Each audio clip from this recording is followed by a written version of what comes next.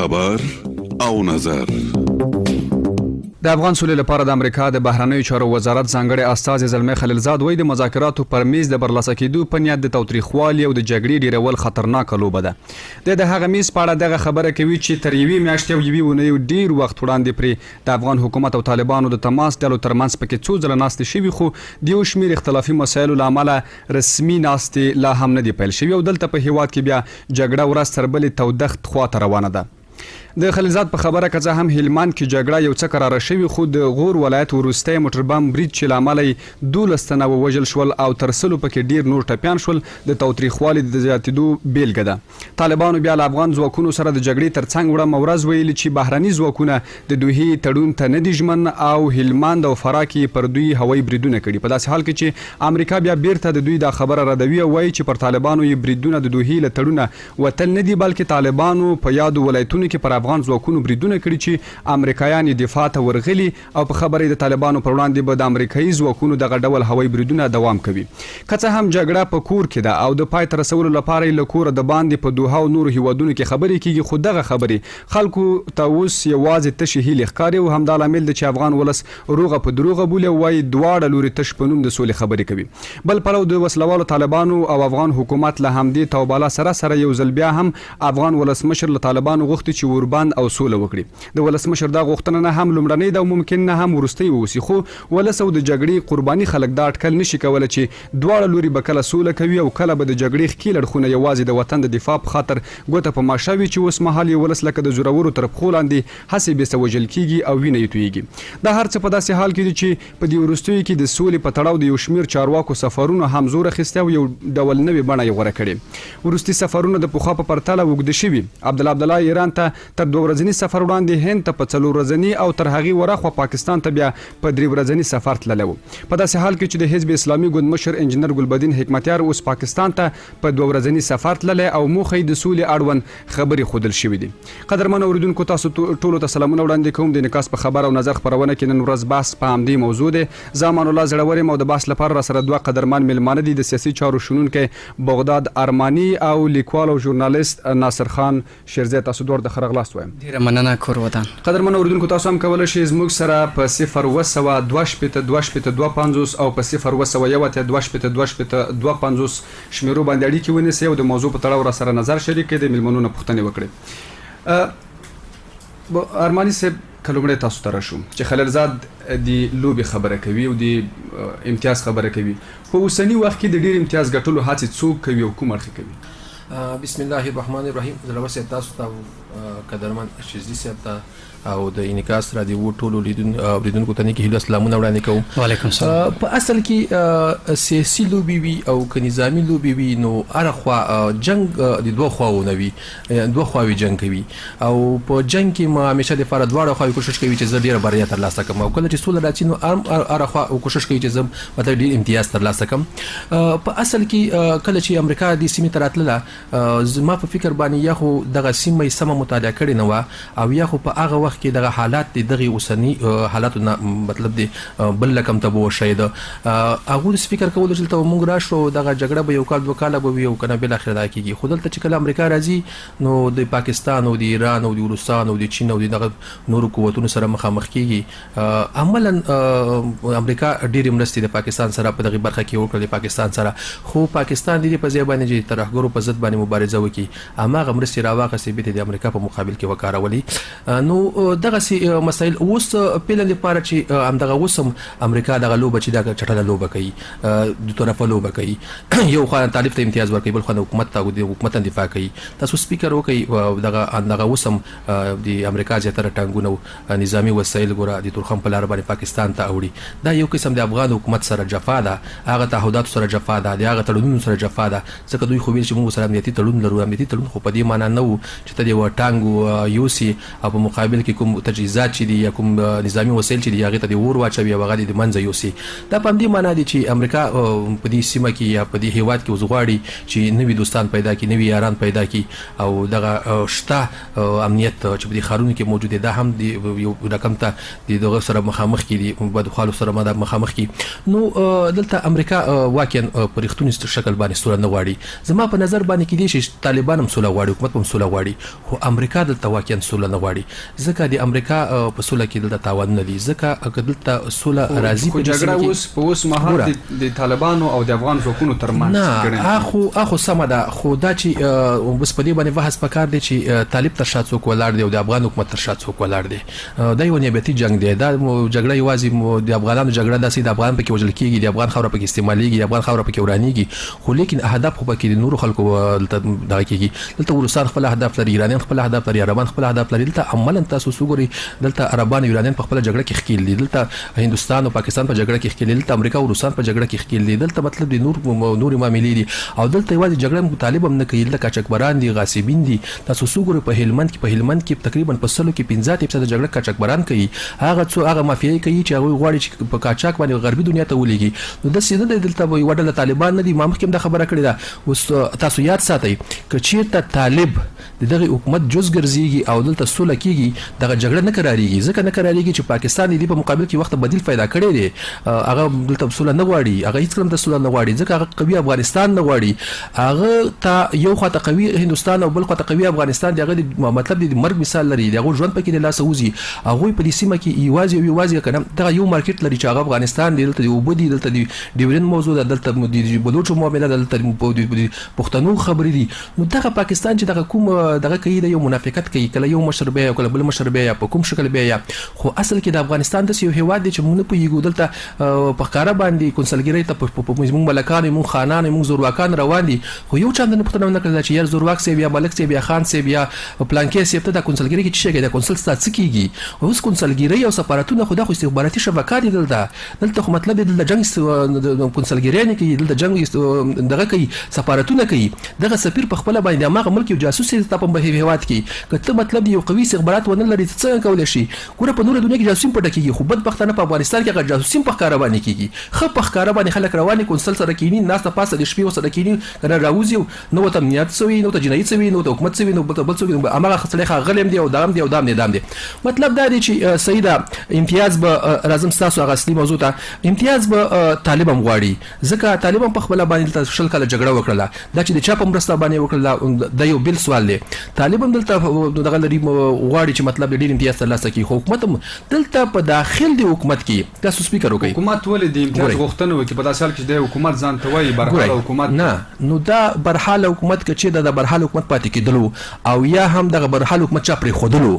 نو به خو ضرورت نه ولې خبرته ضرورت نه و دلته چې تسوله کوي په مقابل کې به څه ور کوي دلته به حکومت شریکي وزارتونو سبقه لکېږي دا بکېږي هغه بکېږي دغه ټول شین دي دلته په حکومت کې ځین شته کړی غواړي چې په لوی لاس باندې مطلب دی دغه سولې پروسه د خرڅ سره مخامخ کی تاسو وګورئ په ولایتو کې ځین چارواکي ځین خلک د خلکو سره د دوی برخورد د دوی فساد د دوی مطلب دی په تذکره پیسې غواړم په وظیفه پیسې غواړم په موقع پیسې غواړم په نوټو پیسې غواړم دا حالت و سوال دلته دا دی چې دلته دغه خلک یا عامولس یا افغان ملت چې نن مطلب دی دغه حکومت په ځای باندې د موقت حکومت غواړي او یا هم خپل طالبان ته مطلب د زړه کوي ولی لتونه باید وڅیرل شي چې کومي لتونه و تاسو سپیکر وکړم دا اوس افغانستان د دیش نه په انحصار کې واقع دی افغان حکومت نه ډیر په شل کال کې دوی ونه شو کولای چې لوی پروژې جوړ کړي او ځوانان ته کار پیدا کی زمونږ په سونو په زرونو ځوانان غرب ته روان دي اروپا ته روان دي څوک په ایران کې مړ شو څوک په ترکیه کې مړ شو څوک په نور دنیا کې څوک په نور دنیا کې مړ شو امدا اوس په زرونو ځوانان زمونږ په خارونو کې ټول لیوانیان شول ټول ډاکټران لري ماسترین لري لیسانس لري بیکار دي دلته کوم مطلب دی ته وظیفه غواړي کاري تجربه نه غواړي پیسې نه غواړي یو په یو پوسټ نه $15,000 غواړي نو دغه حالات دي موجب وګرځي په خپل خلک بل اخر خلکو مطلب دی کنه دي خلکو د مخ ماړوله اوس خبر کوم اوس هم امتیاز خبر بګوره اوس مې خبره کوم چې اوس هم وخت لاشته اوس هم کچېته افغان حکومت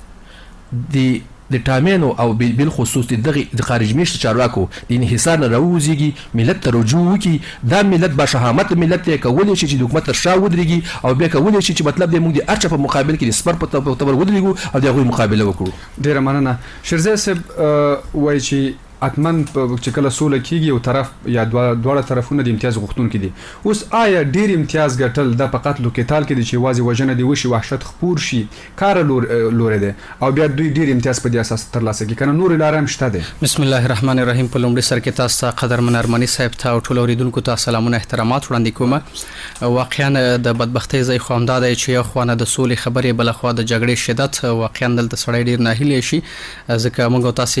د سولې تړي زیاتې هیلې لرلې. په لومړي سر کې کله چې د خبرې راپیل شولې خو څنګه چې تاسو وپوښتل د حل لار دغه نه ده چې مثلا دوی د جګړې د لارې امتیازات ترلاسه کړي او په جګړه کې وغواړي چې ډیر امتیاز ترلاسه کړي یا په دولت کې چې راتلونکي کوم دولت جوړیږي پاوی کې هغه د دوی سهم ډیر زیات اوسېږي. بدیل لارې دا دي چې مثلا اوس خبرې روانې دي ورسته به نوې حکومت جوړیږي نوې دولت به جوړیږي. بالکل تر ډیر همدغه احتمالات شته دي څنګه چې مخکې په لومړي سر کې وو انتقالي دورې بیا اوس خو هغه نه وروسته انتخابات وشول او د یو داسې ویره بیا هم شته د چې شاید ځکه چې طالبان راشي او اتمن یو اساسي قانون تغییر دی ځینې نور مسایل دي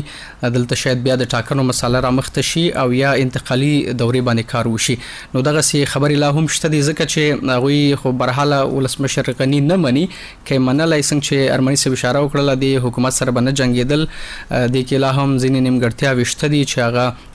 هم د اساسي قانون لمخې او هم په دولت کې نور ادرسونه نو د دوی راتګ سره اتمن دلته د نوې حکومت جوړېدو لپاره زمينه سازي کېده. اوس وګورئ چې کله پاکستان ته یو چارواکي زی کله بل زی اوس نو بیا زموږ اساس هغه د سولې کلی یا هغه بل ادرس بیا پاکستان دی. نو کچیرته دغه سول امرازي شاید دی کې بیا د پاکستان ډیر مهم رول وي او هغه کسان چې هغه ته مهم دي دغه خلک په دې کې بیا کلیدي رول لري او دوی به هغه د چوکۍ په ویش کې دوی ته خصه هم ورکول کیږي. خو بدیل لار اوس جګړه نه ده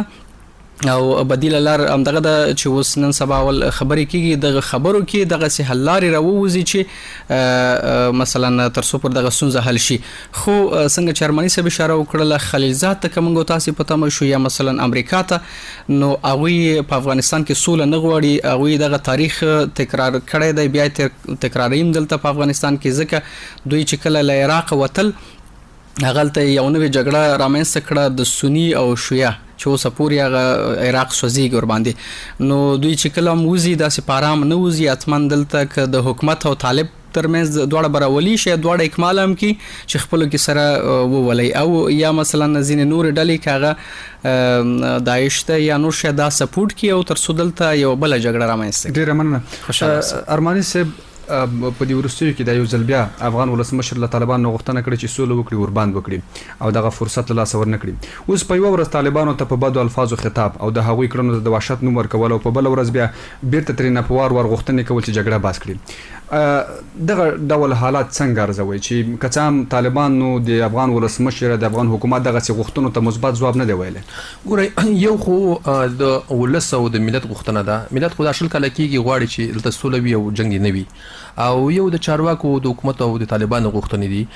طالبان هم په جنگ کې خپل ګټي ګوري او حکومت هم په خپل پښتنه دا چې زستا پښتنه ترازم کدلته جنگ نه وي دلته جنگ نه وي نو ولې به په میلیارډونو ډالر پوښګه خارج ته انتقالېږي. کدلته جنگ نه وي ولې به فساد کیږي. دلته جنگ نه وي ولې به په مطلب د نور حالت کیږي ولې به غصب کیږي ولې به څه کیږي. ایوازي دلته واک د ولسمشر سره نه دی په حکومت کې شته کړی زورواکان وکیلان قسم خلک هغه په زور غواړي چې په شکل د اشکالو باندې ولسمشر د ذهنیت ورکی چې طالبان راځي او موقت حکومت جوړیږي او ته مقاومت وکاو ته دا وکاو قسم ذهنیتونه وته ورکی. نو هغه ځکه نن یو قسم خبره کوي او سبا مطلب یې هغه خبرونه به څنګه کې تیریږي او په حال کې چې سوله قرباني غواړي کته چې تاسو سپیکر وکي په یو ولس کې چې دوه نفر سره جنگ وکي او یو کډیر ملامت وي او بل لګ ملامت وي نو کله جرګه کیږي نو مطلب دا دی کنه دغه څوک چې لګ ملامت یې هم څنګه کیږي خپل د غوښتنې نتیریږي. دلته چې د مطلب د غوښتنې نتیر نشي حکومت هم خپل لوړ غوښتنې نتیر نشي او طالب هم تیر نشي له خدا سوله نه راځي. او دلته اوس اصلي موضوع چې ما درکړې ده په نړیوالو په سیمه سطح باندې په اصل کې زه چې څونه فکر کوم امریکایان دلته سوله نه غواړي که چیرته سوله غوښتله هغوی به ضرور مطلب دی په پاکستان باندې او یا په نورو ځایونو کې فشارونه واردول او سوله په وزر هم نه راځي. سوله مطلب دا کنه یو څه جدیت هم غواړي، یو څه قاطعیت هم غواړي، یو څه دام غواړي. اوس په دې خو نه کېږي چې ولا طالب د هم جنګ کوي یو هم د مطلب د سوله غواړي. اوس په دې ورځ په پسونو نه پرمړ کېږي، په ځان مرګ بریدونو کې، په مطلب نورو شیانو کې. اوس هغه مور چې هغه نن زوی وژل کېږي هغه به سبا ته په سوله باندې څه شی وکړي؟ هغه پلا چې نن د زوی نه محرومیږي هغه به سبا ته په سوله باندې شی وکړي؟ هغه مور چې نن مطلب دا کنه د خپل زوی سره ناسه دغه به سبا په سوله باندې څه وکړي؟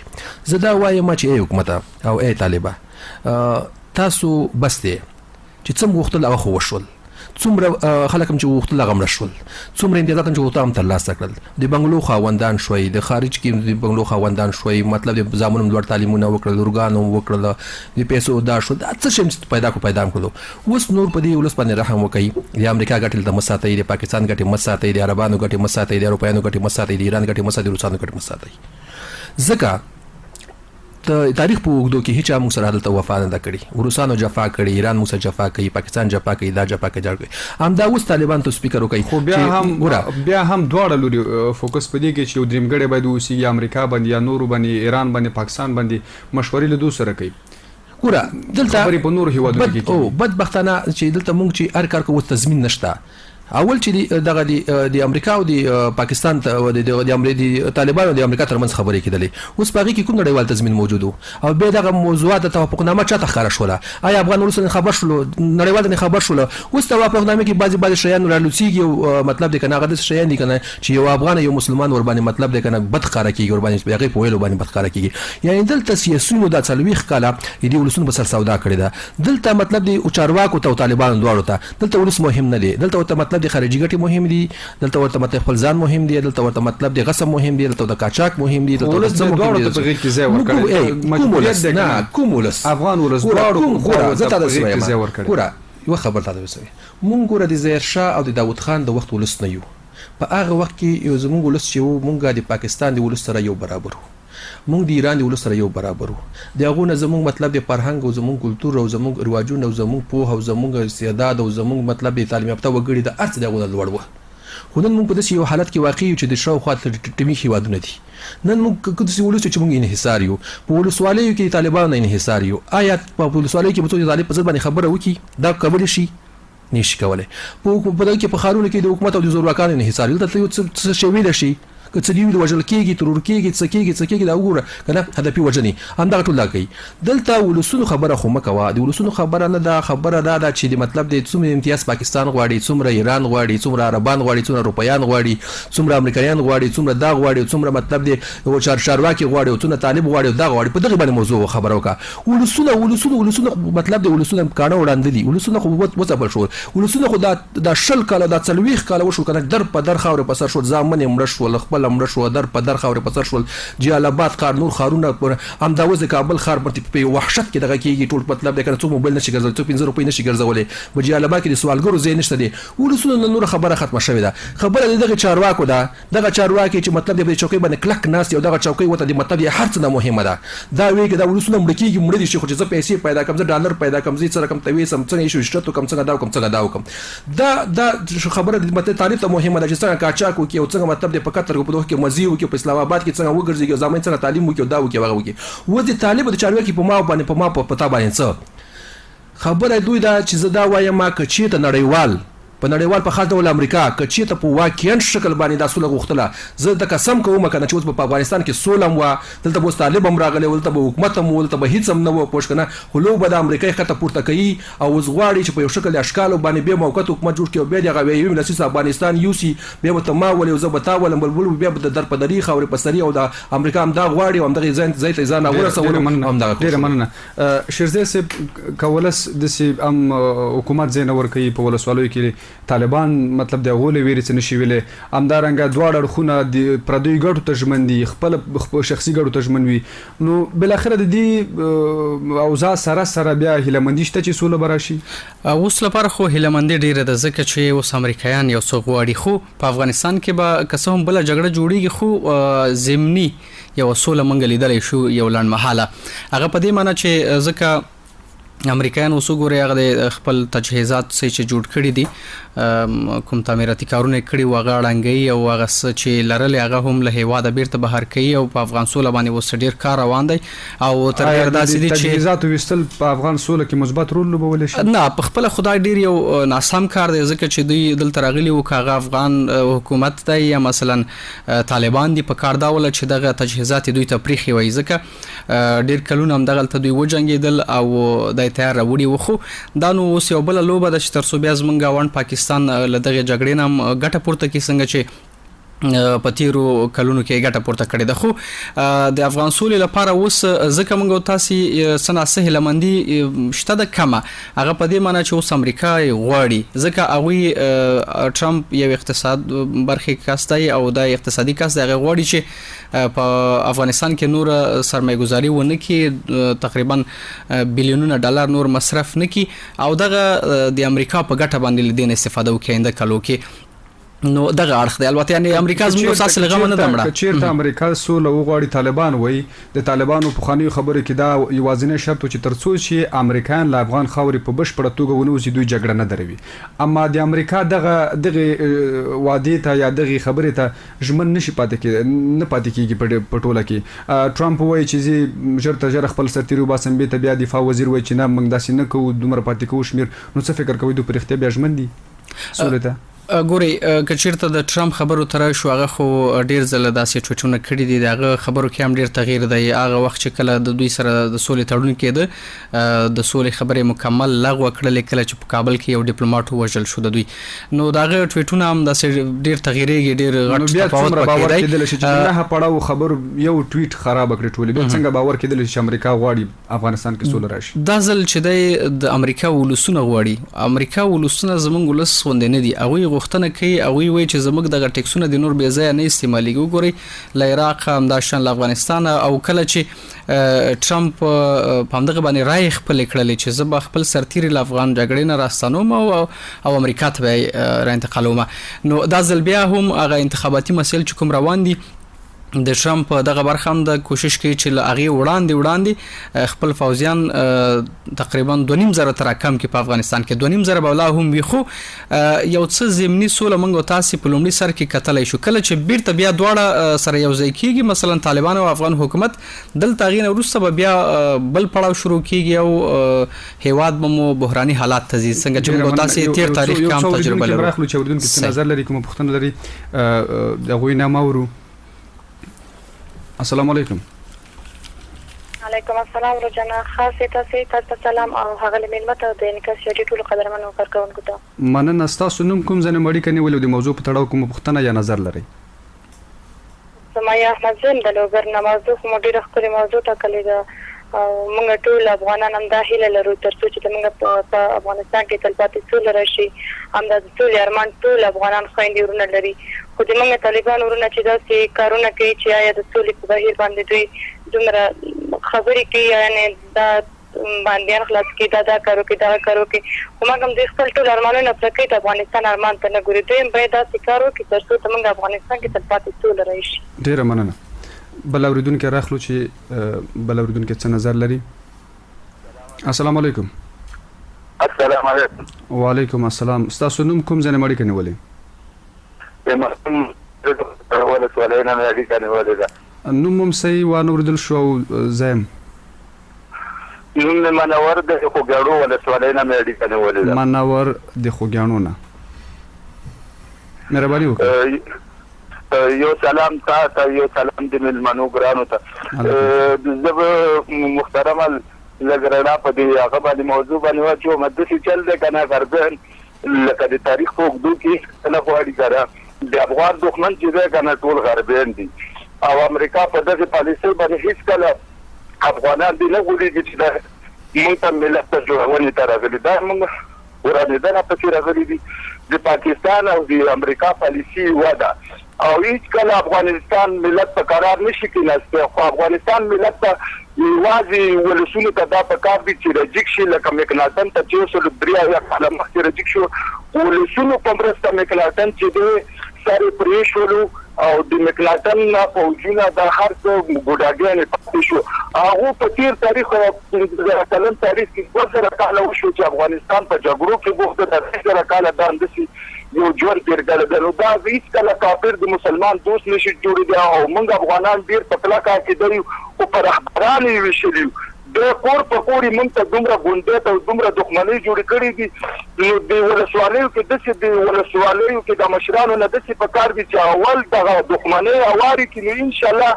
افغانستان جوړیږي. نو بلکې ما ته غلال دوی پیغام ډیره مننه ستاسو نظر موږ واوردو له ملمنو سره شریکو چې هغه په دې باندې څه نظر لري. بل اوردونکو راخلو السلام علیکم. وعلیکم ورحمه کامران کوم د خوګیانو کامران له خوګیانو نه مهرباني وکړئ. دا زمونږ ولسمشر دی پاکستان سره دی وګوري ایران سره دی وګوري روس سره دی وګوري چین سره دی وګوري بیا د څولې خبرې د موږ ته دغه وکړي ته دی کې دا خو د څه کې د پاکستان جګړه په افغانستان کې ټول افغانان تباہ او برباد کړل دي کې تلاش په دې هلمند کې ته حل په دې بارا کې ته حل ورو ټول د دې سره دی وګوري تاسو د موږ څه غواړي څه موږ تر تاسو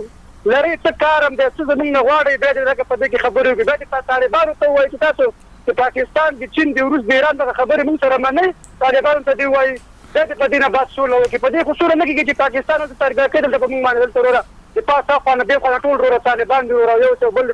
ټول پاکستانیان دی ټول جنرالان پاکستانیان دغه سره چې مخګړو کې ځان درورا والله ټول پاکستانیان دی ولا که یو افغاني ورسره کې یو افغاني 50 پاکستانیان دي. ډیره مننه تاسو نظر موږ واوریدلو او له ملمنو سره شریکو. یو بل اوریدونکو هم راخلو چې دا ورسته اوریدونکو وي. السلام علیکم. وعلیکم السلام. د نګا چړیو تلویزیون ټول قدرمن اوریدونکو ته سلامونه او هیله احترامات وړاندې کوم. علیکم السلام. تاسو نوم کوم ځای مړی کنيولې؟ عبدالله رحیمی ما د نهم ناحیه نمیاړي کنيول. مهرباني وکړئ موضوع به موردلې وي د غیړه باندې څه نظر یا پوښتنه کولای. من نظر دا نظر وړاندې کوم چې هر افغان وګړي چې خپل ملي ارزښتونو ته اسلامي ارزښتونو ته ژمن وي نو حتما به دغه سوله راځي. که چېرته دوی ژمن پاتې نشي نو سوله ناممکنه ده که راشي. زه بله خبر دا وکړم چې دغه نن ګلبدین حکمتیار بیا پاکستان ځان لپاره غوښت نو که دې ولسونه د دې څخه دې ته سپیناوی ورکړی وي ځکه چې خبر اعلان ته په کابل کې ویلې چې زه د سولې لپاره ځم. یو ځل رالی پاکستان راولېږه دلته افغانستان ته اوس بیا هم چې دغسې ډېرې مهمې خبرې روانې دي په دوحه کې پاکستان بیا له ځان لپاره وغوښته نو دا به د حکمتیار لپاره یو د افغانستان ولسونو لپاره ډېره سخته تمامه شي. ستاسو نظر موږ واخیستو. ډېره مننه. بله مسله دغه وه چې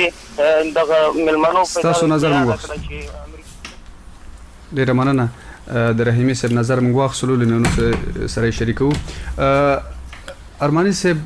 د دوه اوریدونکو پوښتنې به تاسو ته زه واضح کړم چې یو خورکۍ وه اړیکه نیولې وه هغه ځای موږ ونه شو کولی چې وایي ورو اړیکه څه ګډه وډه وه لوګر ښه نو دوی ویل چې افغان حکومت یا په ټوله کې د طالبانو غوښتنو ته ځواب ویل شوی دی. طالبان ورته خوشې شول نورې غوښتنې ومنل شوې خو اوس یوه غوښتنه چې ستره غوښتنه د ولس ته چې سوله باید راشي ورباند وشي اما طالبان باید دغې غوښتنې ته غاړه نه ږدي. دویمه پوښتنه چې هغه منور خان و د خوږیاڼو نه اړیکه نیولې وه ده ویل چې اصلا غربیان همغه ستاسو په خبره باندې تاکید وکړو چې غربیان نه غواړي افغانستان جوړ شي اصلي دښمن د افغانانو غربیان دي او په ټوله کې باید افغانان راجګ شي تر څو یوې سولې ته سره ورسیږي. په دې اړه ستاسو نظر وکړئ. نو ما خو مخکې وویل چې دا جګړه نیابتي جګړه ده. دا د پاکستان جنگ دی دا د ایران جنگ دی دا د هند جنگ دی دا د اروپا جنگ دی د امریکا جنگ دی. کله چې موږ د نیابتي جنگ نوم اخلو نو بیا دا موضوع پکې خپل مطلب د حل کیږي چې دا پاکستاني راځي او دا هندي راځي او دا ایرانی راځي او دا بل څوک راځي. دا موضوع حل شوی دا او دا موضوع باندې مطلب دی بدل کو. بل د دې خورکۍ ارمانو چې مطلب دلته سوله د ټولو افغانانو سوله د خدای پاک دلته سوله راولي او الله جل جلاله دې زموږ نور ځوانان نمړه کوي او الله جل جلاله دې په دې ملک باندې رحم وکړي. او بل خبره دا چې راځم د شزي صاحب یو موضوع ته دلته ټرمپ سوله نه غواړي. ټرمپ د خپل انتخاباتو د لپاره دلته مطلب دی یو موقتی سوله غواړي. کچې دغه د امریکا انتخاباتو تر وخته پورې به د سولې خبرې روانې وي او کدا ستنګونه انتقاليږي پاکستان ته به راوړل ما اسانه خبره دي. وکله چې په امریکا کې انتخابات پای ته رسیږي او یا د ټرمپ ګټ او یا د ټرمپ تاوان باندې بیا به هم بیرته په افغانستان کې دلته جنگ توديږي. هغه وجه دا چې امریکا دلته 40 کال 50 کال دلته سرمایه‌ګذاري کړې ده، دلته خلک روزلي دي، دلته د سیمې ته ځان رسولې ده. د سیمې ته د افغانستان لپاره یوازې نه راغلي، دلته ایران لپاره راغلي، چین لپاره راغلي، روسیې لپاره راغلي. دا سیمه په امریکا په ډیر اسانه شکل باندې نه پریدي. مودا د موضوع ټالوي نن سوله د نن د بوجونو او باسونن ټانګونو او باسونن پلانګي کو نن بيستانګي کو دا کو واغه کو په دغه خبرو باندې افغان ولسم غولوي او دنیاوال بم غولوي. خو کله چې په امریکا کې انتخابات څنګه اعلانېږي سبا به څنګه کېږي په افغانستان کې بیرته جګړه شروع کېږي، بیا به طالب او د حکومت ترمنځ جنگ به روان وي او دا دغه روان وي. نو زما هیله دا ده چې اوسنۍ ښه فرصت دی او هغه طالبان ته هم حکومت هم په دې پوه شو چې امریکا څونه جفاکاره وه. هغه څه چې موږ سره ویل هغه مطلب موږ سره یو هم نه کړل. دا اوس هم پاکستان ورته ډېر محبوب دي نسبت زموږ ته، او پاکستان هم په دې پوه شو چې په زموږ ډېر مشران په پاکستان کې وژل شول. همدا اوس هم په خپل ډېر مطلب ډېر دا کېږي نن هم چې مطلب څوک سوله غواړي هغه په نخښه کېږي وژل کېږي. دا سوله هم پاکستان لپاره روان کړی دا چې هغه څوک په نخښه کې چې د افغانستان کې سوله غواړي، هغه طالب چارواکي کوم مشران وي، هغه غواړي په شکل د اشکال باندې پاکستان ته یا په یو شکل یا په بل شکل په مرموز شکل باندې کېږي وژل کېږي. نو اوس طالبان ته پکار دي چې باید د سولې بغیر بل لار نه لري، حکومت هم پکار دي. نو دوی به په خپل منځونو کې سره کېني په یو ټغر باندې او دواړه د نورو ګټو نه به تیر شي، شخصي ګټو نه به تیر شي او د ولس غوښتنو ته باید مثبت جواب ووایي او نور دی ووایي چې یاره څه چې موږ پیدا کړله او نور به راځي په یو ټغر باندې به سره کېنو او دغه کوم اختلافات شته اختلافات به دا پای ته کېدو په دغه ولس باندې سمه کې رحم به وکړو سوله به وکړو. دغه ډېره مننه شیرزی صاحب، ستاسو لپاره به وروستۍ پوښتنه وي. کامران رور له خوږیاڼونو اړیکه نیولې او رحیمي د نهمې ناحیې نه د دوی دواړو پوښتنه دا وه چې یو ویل چې خوږیاڼو کې ټول پاکستاني دي، دلته وسلوال چې کوم دي د دولت په ضد باندې چې جنګېږي ټول پاکستاني دي، څوک هم پکې افغان نشته دی. همدارنګه بیا ګلبدین سفر ته اشاره وشو چې ګلبدین پاکستان غوښتي دی، ممکن څه غوښتنې ولري په دې اړه ستاسو نظر لاندې؟ بالکل حکمتیار صاحب خو چې د مخکې نام تر ډېره پاکستان کې اوسېده او څنګه چې په دې وروستیو کلو کې راغی دلته بیا ډېر ښه تود هرکلی هم وشو. خو وخت نا وخت چې مثلا پاکستان ته د سفر د یا ځینې داسې خبرې چې مثلا په یوه غونډه کې د پاکستان هغه خبرې یادې کړې وي چې پاکستان افغانستان ته ډېر ژمن دی او دوی سره یې ډېره ښېګڼه کړې ده. نو دغه بیا ځینې مسایل وي چې شکونه را پیدا کوي په دغه یو وضعیت کې چې مثلا په قطر کې خبرې هم روانې دي او د ډاکټر صاحب عبدالله سفر دلته واقعا ولسونو ته دا شک پیدا کیږي چې بیا یو نوې لوبه روانه ده. څنګه چې موږ تاسو په خبرې هم وکړلې ارمني صاحب هم په رڼا واچوله دلته. نو امریکایان دا ځل ټول نوي نور په وته کې دي تقریبا دوی چې خپل وي 2.5 امریکایان شاید پاتې شي او دلته یو نوې استخباراتي جګړه کې شروع کړي. استخباراتي جګړه به د امریکایانو چې کوم کسان پاتې کېږي هغه مهم او کلیدي کسان شاید پاتې شي، خو مخکې چې څومره ډېر وو هغو نه اندازه شاید نه اوسېږي څنګه چې ښکارېږي حالاتو ته په کتو باندې. نور دا چې وروسته څه کېږي هغه به بیا موږ تاسې ګورو، حالات به څارو. خو بل خبر دا چې وای عملاً پاکستانیان دلته جګړه کوي، شاید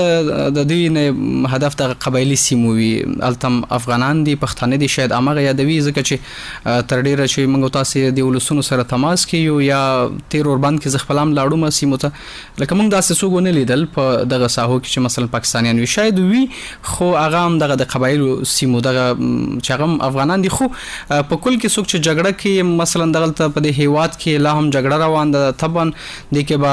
انګلیسان وي، د کې به د سیمې د استخباراتو کسان شامل وي، شاید عملاً جګړې ته راشي. څنګه چې موږ تاسو هغه د مجاهدینو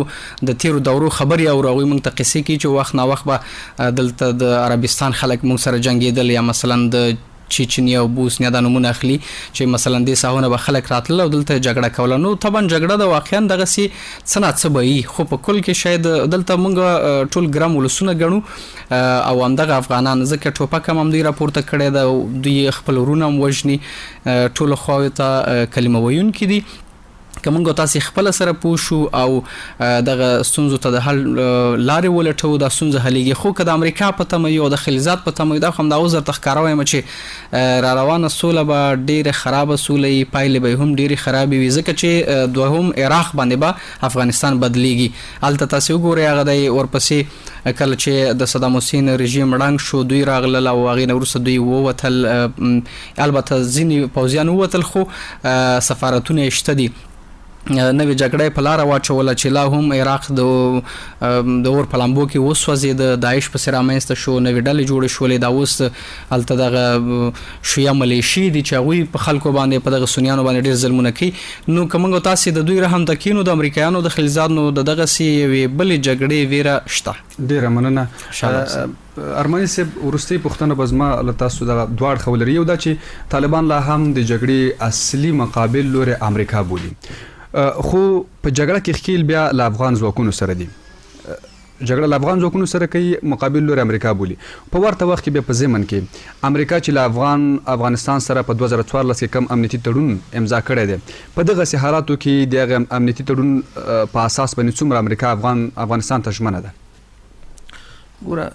ستا دواړه خبرې صحیح دي. هم په خپله باندې طالبان چې وایي چې یاره موږ مطلب د جنګ د امریکا سره کوو، هغې وجه هم دا ده چې دلته امریکایان راغله او دوی مطلب د کوم حکومت چې و هغې څنګه د منځه یوړلو په مقابل کې مطلب د دغه شور که نه هغوی دا خبره کوي. او عملا دلته دغه افغان حکومت چې دی نو افغان حکومت خو په خپله باندې همدغې دنیاوالو جوړ کړي دي، هم دنیاوالو سره مرستې کوي. پاتې شوله د امریکا د ژمنو خبره که چېرته امریکا په خپلو ژمنو کې سمه وه او په خپلو ژمنو باندې وفا کړې وي، نو نن د حالات دې ځای ته نه رسېدل.